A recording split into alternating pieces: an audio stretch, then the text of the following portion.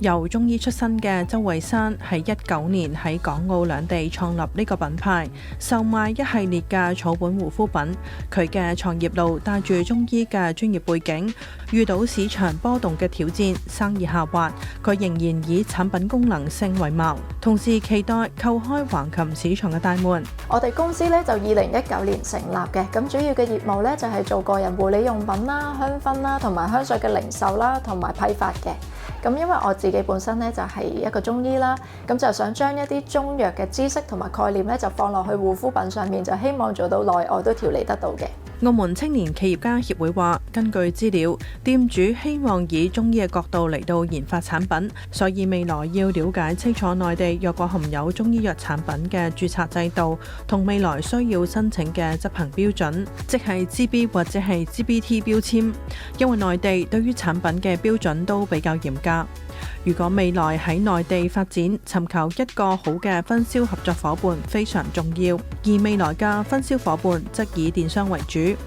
可以多了解內地嘅電商行業發展。我哋公司咧個主要個零售嘅年齡層咧係30歲以上嘅，男女都有。而我手上面呢一個咧就係有澳門8景之一嘅手工梘啦，咁佢入邊咧係有呢個橄欖油啊，同埋有牛油果油嘅，咁佢嘅功效咧其實咧除咗保濕之外啦，小朋友咧都可以用到嘅。中銀中小企服務中心建議，鑑於內地將天然草本手作護膚品視作化妝品，註冊審批比較繁複，建議先以參展商身份進入橫琴，通過澳門銀行開立收款賬戶，配合政府及商會嘅支持，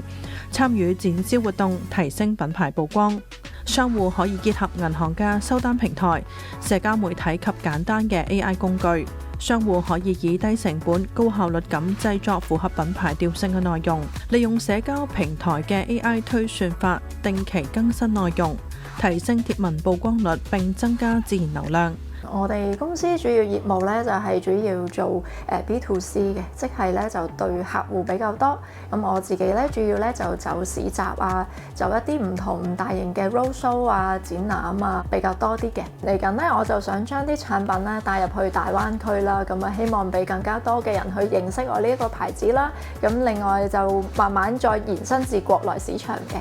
生產力暨科技轉移中心就話，業者應該致力於產品不斷創新，推出符合市場需求嘅新產品，同時優化現有產品嘅包裝同功能。譬如推出針對敏感肌膚嘅專業護理系列，可以吸引更多對皮膚健康有需求嘅消費者。此外，舉辦促銷活動，例如買1送1同限時折扣，可以吸引新嘅客戶並鼓勵回購。其次，主動聯繫實體店採購商推介產品，以實際效果爭取上架機會，開拓更多嘅銷售渠道。